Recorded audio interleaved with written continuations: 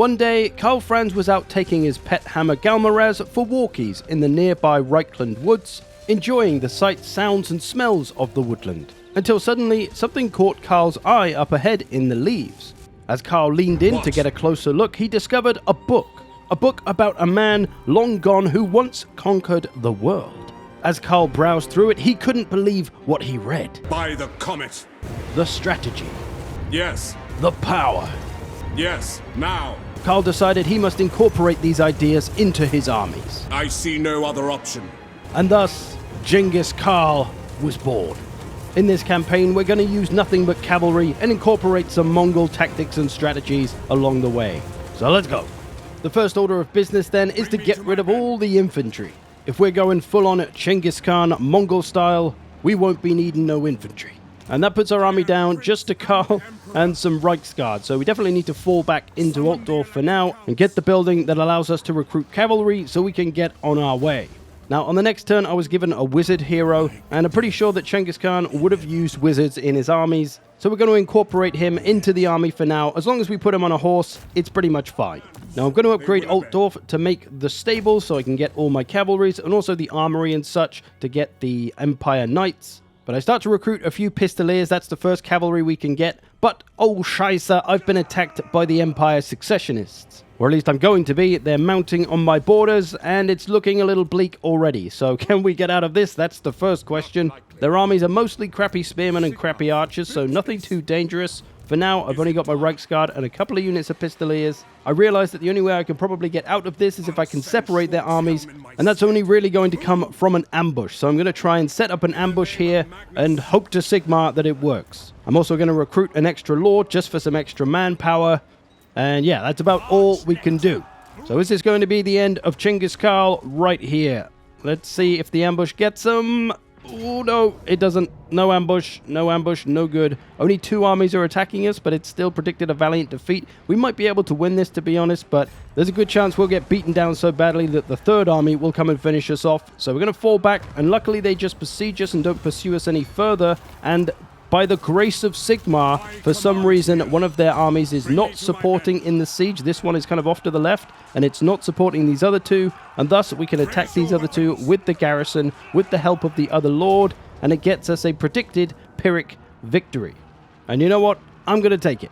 Even though it kind of puts us in the same situation as before, if I should have just fought the battle instead, but either way, I've done this now, I've committed to it. I have to just hope that this other army doesn't come and get us. And what do you know, thankfully it doesn't, but I do eventually go and get it with my half-dead garrison and my small bit of army. And so we get rid of those 3 attacking armies, and now we're safe for a while. So I'm now free to take a few turns, recruit some Empire Knights, recruit some more Pistoliers, and get a full Gengkis Khan style army. Now, upon doing a little research, I discovered, would you believe it, that Gengkis Khan actually didn't use wizards in his army. So we're not going to do that either, but I will use him as an agent and as a scout. Along the way here, old man Kemmler coming to war with me, so I'm going to have to watch out for him.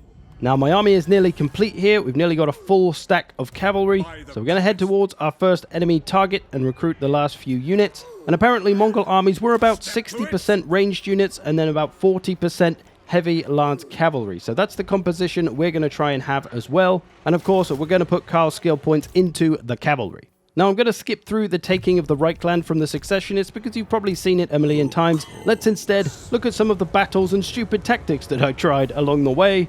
Here's one of the big battles I came into at a settlement. Now, what I'm trying here is some kind of Cantabrian circle, which, first of all, let me be clear, this wasn't a Mongol tactic, right? This is just me being stupid. A Cantabrian circle is supposed to be done with just a single unit of cavalry. I'm doing it with like 10, right? But as you can see, the idea is that they all rotate around, and as they get near to the enemy, the ones nearest will shoot, and then they'll keep rotating. The next ones will come along, they'll shoot, they'll all keep rotating. You hopefully get the idea. Now, the way I tried to do this was by issuing a movement order for pretty much a semicircle for every unit, moving the semicircle round for each of the different units in the different positions, right? So that they would run a half circle. And well, it kind of worked.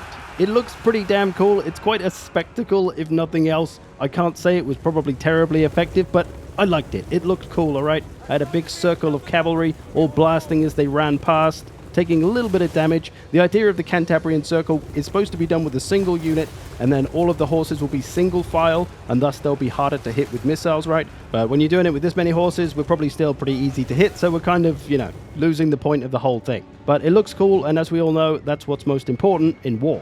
Now, after the units had finished running their semicircles, they came to a stop, of course, so I then tried it again, but with a full circle this time, and, well, my units shat themselves and didn't have a clue what to do, and this happened. So, definitely didn't work very well that way. So I gave up on that for now and opted for some more Mongol-like tactics, which is pretty much your standard kind of flanking and enveloping, but with skirmish cav, which means we have the mobility to avoid any kind of melee combat, and we can still stay roughly out of range of some of the missiles as well. I did micro all this by hand rather than using skirmish mode or anything, so I could really get a precise movement on my cavalries to make sure they stayed safe and in the best possible place. But the real beauty of these Mongol-style tactics is two big things. First of all, we can constantly fire. Because we're skirmishers, we can shoot 360. We're always doing damage to the enemy as we move away from them, chipping away at their health and weakening them for the melee cav who's going to charge in, hit them with those big lance charges, and finish them off. Because they're already so weak from being blasted, it takes no time at all. The second big part of this tactic, aside from weakening them with the missiles, is that we're pulling their army apart. They've got little bits of their army now spread all over the place trying to chase us,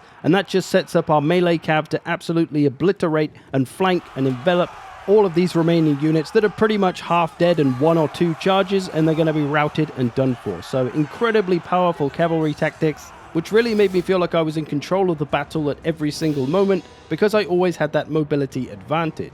Although it was a hell of a lot of micro.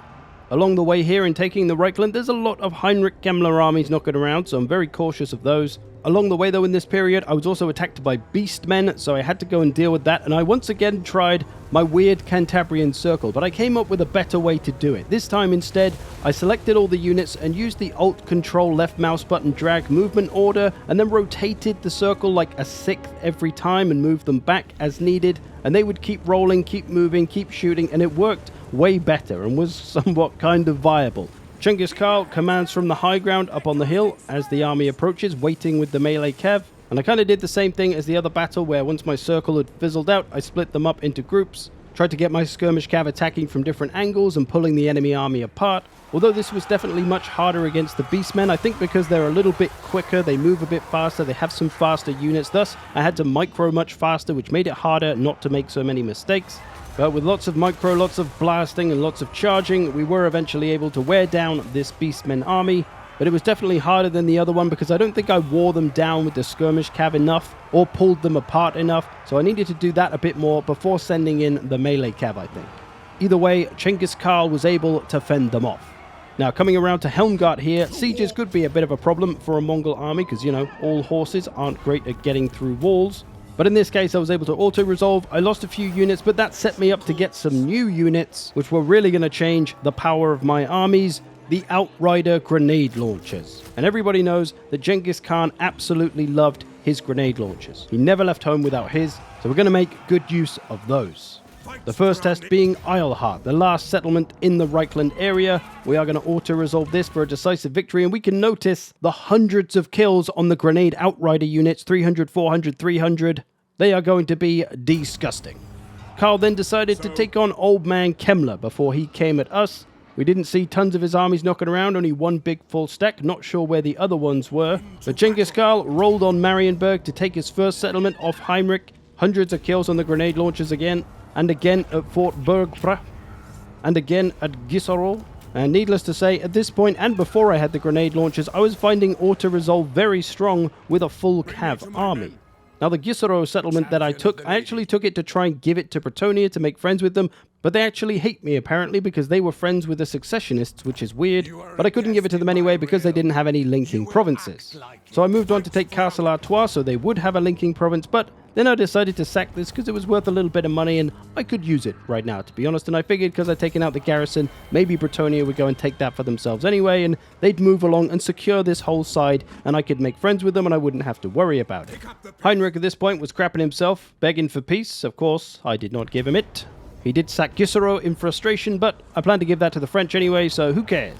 I eventually rolled around to Kemmler's final settlement, where he was nowhere to be seen. I'm not sure where all of his big armies went. And even though this was a big siege with walls, we were still able to get a decisive victory. Once again, those grenade launchers absolutely blowing the crap out of everything. The Pistoliers and Empire Knights not doing a great deal in comparison. I think an army of grenade launchers would be literally unstoppable in order resolve. This time I occupied that settlement though, once again to give it to Bretonia to start building the relationship with them, as they happen to have one of the other settlements in the province. Beastmen decided to attack one of my forts, which was a great idea as Karl was stationed there himself and the garrison was there in full force, so it was completely pointless and they died. Great. At this point, I headed home to recruit a few more better units. I got some Knights of the Blazing Sun and obviously a couple more grenade launchers. But after mostly dealing with Heinrich, I tried to decide what to do next, and I took a look at the beautiful Empire lands and saw how they were in complete ruin with beastmen everywhere and Festus around. But worst of all, there were elves still around. Elves, blech, a truly detestable sight. I had to clear the land of this disgusting corruption. So Gengkis Khan pushed on first of all with the Beastmen, occupying just a single settlement. Our newfound army put a decisive victory on them, absolutely obliterating them. And what do you know, that was the end of the Beastmen right there. So that was easy, one down, many more to go. We wanted to take all this territory because Gengkis Khan had a huge empire, so Gengkis Khan needs a huge empire. I did end up with a rather large rebellion at Marienburg, so Karl went over to try and sort that out and to try out some more elaborate Mongol tactics. With this one, I was going to attempt something called the Caracol, which has been used in many parts of history in many different kinds of forms, and this is somewhat similar to the Cantabrian Circle I tried earlier, at least sort of in the idea anyway. But what we're going to have is one line of cavalry that's going to fire and then fall back as a second one moves up in the gaps, fires and then falls back, rinse and repeat, moving backwards the whole time, and you basically get this constant receding firing line, always outputting damage. In this case, I've got one line of grenade launchers and one line of pistoliers alternating. And well, against this army of pretty much entirely infantry, they are getting absolutely destroyed, especially by the grenade launchers. But the pistoliers can still do their work because they can fire 360, so they can still fire while they're running away. And once I've rolled my missile units all the way back to this tree line, guess who's waiting in the trees for them? It's my melee cavalry that's going to come charging down the hill out of the trees and absolutely obliterate whatever's left of this already pretty destroyed Empire army. And here comes the cavalry charging out of the woods downhill as well. That's going to give them some extra oomph, lending to the absolutely annihilating charges of these pretty beaten up units that most of them aren't going to take more than one charge before they're going home. I've got a couple of units spare out this side. I'm going to flank around with them, start hitting some hammer and anvil as well. It's just going to get even more disgusting. And this tactic honestly worked incredibly well, and this felt like one of the most cleanest, most perfect tactical battles I've ever pulled off, trying to use a specific tactic and getting it to work. This just worked so goddamn well. We weakened the enemy heavily with all the missiles until they eventually came in range of our melee and just absolutely ran them down. You can see the hammer and anvil here, putting an end to things very quickly. Little damage done to us as well. Beautiful. A flawless performance by Gengkis Khan. Maximum damage output with minimal damage received. From here on, Karl went back over to Middenland to try and secure some of this wasteland and to make it beautiful again. So we colonized some of these settlements and then set our sights on Festus. We headed for Brass Keep, declared war, and engaged a pretty tough garrison army. Lots of heavily armored chaos warriors, some trolls, finally an army that we couldn't just auto-resolve our way through. We built some equipment, besieged them, but they came at us. They sallied out to come and get us, which would give us a decisive victory. But where's the fun in that? I wanted to try out some more tactics against a tougher army this time, so I tried the Caracol again. But I expected it to be tougher this time because there wasn't just infantry now. There was cavalry, there was trolls, there was chariots. There was some faster stuff that might make this tactic harder to execute. And harder it was. I couldn't quite roll back for as long as before, so I couldn't wear down the infantry as much. I had to bring the melee cavalry in much sooner than I did before. So definitely a tougher affair because there was a lot of heavy armor and shields as well. It made the missiles a little bit less effective from the pistoliers specifically, as they don't have armor piercing. Although I have now in this army, as you can see, recruited some of the normal outriders that do have armor piercing, but they don't have 360 firing, so I was trying to make them work as well. They can be very powerful if you focus fire 3 units onto one specific enemy, especially good on single entities or cavalry, heavily armored units. They're great for blasting down those. Eventually I was able to get this battle done though and get the W. Just needed a lot of cycle charging, a lot of trying to pick apart enemy units, individual units with the missiles. It was certainly tough, but we got the W. However, while I was taking Brass Keep, some little army came and took out the 2 settlements that I colonized, so now I've lost all that work, but this little army here needs taking care of. It's got some strong units in there. I'm going to lose a few units if I auto-resolve, so I've got to fight it. This time I just keep it simple though, using the old skirmish, surround, envelop tactics, blast them from all angles, try and take out those stronger units, focus them down with the Outriders here first, the armor-piercing ones, use the Pistolier ones just to kind of harass. It worked out pretty well, using the melee ones to try and slow things down to keep them away from the ranged Cavs and then just have them absolutely blast them to pieces without ever being in any danger. Very nice. Around this time, old Vlad the Dad declared war on me though. He had a pretty big empire, so that was going to be our next challenge it seemed. But first, we needed to finish off Festus, so Karl was back replenishing. I'd recolonized those 2 settlements that I'd lost. Things were more stabilized in this area now. All I needed to do was come and finish off Festus's armies and take his last couple of settlements. So that we did, getting 2 birds with 1 stone in this battle. Festus himself, a nice big army and a settlement. We had it all to gain right here. I was going to lose a unit if I auto-resolved, so I decided to fight it. More Caracol fun.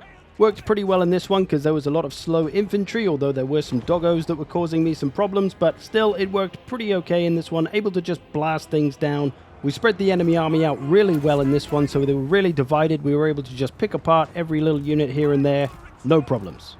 I actually really enjoyed using this tactic as well in these battles. It gave me something different to use than I would normally use, having a balanced army, let's say, so really enjoyed the Caracol tactic. With that, Festus was pretty much defeated at this point. We took this settlement, took out his big army, and I think some other Empire faction eventually finished him off. He has another settlement off to the east, but someone later on in a few turns takes that out. In the meantime, Azazel has declared war on me, and he's pretty close, so he's a bit of a worry and can be a pretty strong faction to deal with. But at this point, I noticed that von Karstein is getting pretty big down there with a lot of settlements. I need to go and do something about that post-haste. So I head on down to the Vampire lands, nicely replenished, ready for action, decisive victory, taking some of these settlements. I've also got a second army at this point as well, which I'm going to use to take some of the lesser settlements over in the west of the area. That's going to allow us to put these vampires down a little bit quicker than if it was just old Gengkis Khan by himself. So we pushed on through these southern empire lands pretty comfortably, taking down the vampire settlements and armies as we went. Not really any great battles going on here. The armies were beaten up, so as you saw there, we just auto-resolved them, got this area cleaned up nice and quick, then started to head east towards the Sylvania lands to go and take the von Karstein main settlements. I also had another big army. This was actually my second army, this one, and that other one earlier was my third army, I forgot. And we had some Azazel enemy armies incoming, so he was going to have his work cut out for him. But as if I wasn't in enough big wars already, I had Norska declare war on me, I had Throt declare war on me, and I had Grom declare war on me, all in the space of a few turns. So that was good, that was really fun, having these random armies just suddenly interject into my lands. I had to get my other little armies to come and scramble over to try and fight them off. We had garrison buildings everywhere though, so I was able to mostly hold off armies from these factions, didn't cause us too much of a problem. Azazel, however, was quite the problem. He had one big old army coming our way. I did have my stack there to meet them, and I tried to get an ambush. Throughout all of this, though, I did lose a couple of settlements here and there. Vlad came at one of my places. Azazel ran straight past me in my ambush and went to just attack those little places. I did try to go after the Azazel army, but auto-resolve was no good, and I didn't fancy my chances in the actual battle because I didn't have a lot of melee cav, and they had a lot of dogs, and they'd stop me from firing a lot, and I would most probably lose it. So I did what Gengis Khan would do, and I recruited a few regiments of renown, and that certainly helped out. It was some siege equipment, which Gengis Khan did eventually use at some point during his time. He used some siege equipment, so it's fine, right? It's fine. There's no wizards. It's fine. I was able to get rid of that Azazel army at the cost of most of my army, but at least the threat was out the way. At this point, I got the opportunity to confederate the Golden Order. I had a bunch of these throughout the campaign, but I mostly said no to them, just because I knew I wouldn't be able to defend all the lands kind of in the northern territory, so I just left it. I took that one, though, just to grow my empire. Still pushing east, Gengis Khan came on to some more Sylvanian settlements, some von Karstein settlements, started taking them. Vlad came back on us at the Moot, besieging us there, but we had the big old Karl army there, to which he stood no chance, so we absolutely obliterated that. That was the end of Vlad for now, which probably meant that was the end of Vlad, as I was about to push into Sylvania itself and take his main starting settlements.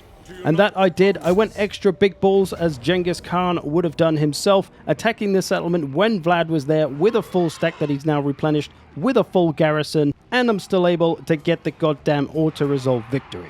against a walled settlement as well. These Cav armies are incredibly strong. At least this one, lots of gold chevrons. It's got Karl himself. We are going to lose a few units, but that's no biggie. We'll get new ones, new boys. And there we go. With this, we capture this settlement. Could have got some big money there, but as you can see, my money's quite good right now anyway. I got 7 grand of income. I've got a few armies. I'm pretty well off. This campaign is going to be a success if I keep going with it, but I'm pretty much going to call it here. I do roll through and keep on taking out von Karstein, making sure they are finally done with. I had used one of my other armies back near Reichland to take out all of the settlements that Grom had nearby me, so he's not so much of a problem anymore. Got some demigriffs in that army as well, so it's extra beefy. But overall, we pretty much get the job done here. Genghis Khan's empire is a mighty one, and it's not even over. We'll be able to confederate all these empire factions. I've just got those filthy elves to get rid of, and all will be lovely. All hail the great Genghis Khan. I hope you've enjoyed this. Thanks for watching. Thanks to all the patrons who support this channel. I will see you in the future.